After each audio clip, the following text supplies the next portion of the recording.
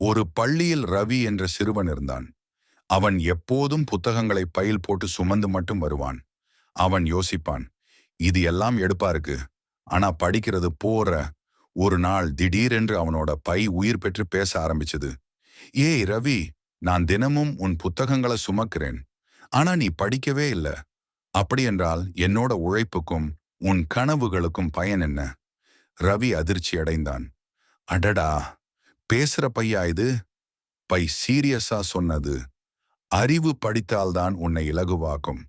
இல்லையென்றால் நீயும் நானும் சுமையாகத்தான் இருப்போம். ரவி சற்று தலையை குனிந்து யோசித்தான்.